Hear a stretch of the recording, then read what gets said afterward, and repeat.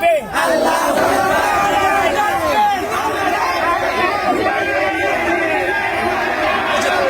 আলহামদুলিল্লাহ, যুদ্ধে যেত রাজি।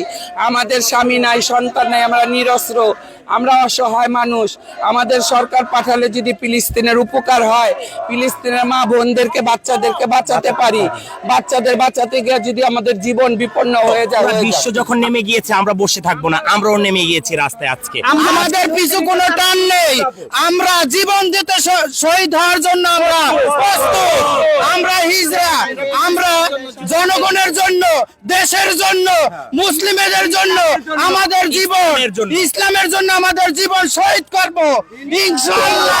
যুদ্ধে আমাদের ডাকে আমরা প্রস্তুত, আমাদের জান আমরা ওইটার জন্য দেওয়ার জন্য প্রস্তুত। ফিলিস্তিন যাব যুদ্ধ করার জন্য।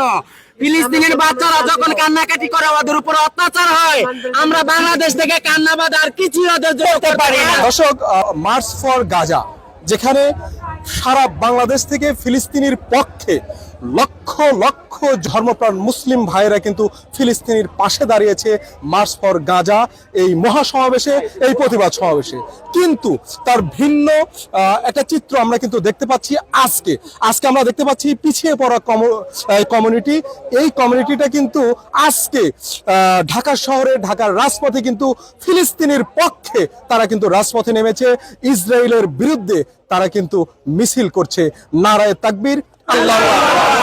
এই জয় ধ্বনিতে কিন্তু পুরা ঢাকা শহর কাঁপিয়ে দিচ্ছে এই কমিউনিটির প্রতিপালি গুরু। তার সাথে একটু কথা বলবো যে তিনি বলেছিলেন যে আমাদের অস্ত্র নেই, আমরা নিরস্ত্র, কিন্তু সরকার যদি চায় আমরা যুদ্ধে যেতেও প্রস্তুত। ফিলিস্তিনের পক্ষ হয়ে আমরা যুদ্ধ করতে রাজি। আমরা একটু তার কাছে যাব। দীপালি, আপনি একটু বলবেন যে আপনি বলেছিলেন এই যে উদারতা, বংশালে আগুন লেগে পুড়ে গিয়েছিল, তখনও আপনারা দাঁড়িয়েছিলেন, আপনি ছিলেন।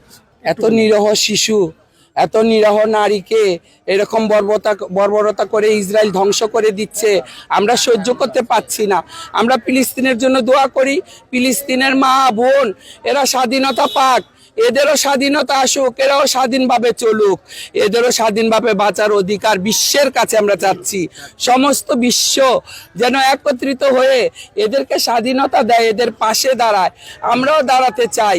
আমরা রাষ্ট্র যা বলবে, সরকার যা বলবে, আর রাষ্ট্রপতি যা বলবে, রাষ্ট্রপতির পক্ষে আমরা আছি। আমরা ক্ষুদ্র জনগোষ্ঠী, আর আমরা জীবনভর থাকব মুসলমানের পক্ষে। আমরাও মুসলমান, আমাদের মধ্যে হিন্দু মুসলমান কোনো ভেদাভেদ নাই। আমরা সব জাতের ঘরে যাই, সব জাতের ঘরতে দুই পয়সা চেয়ে না খাই।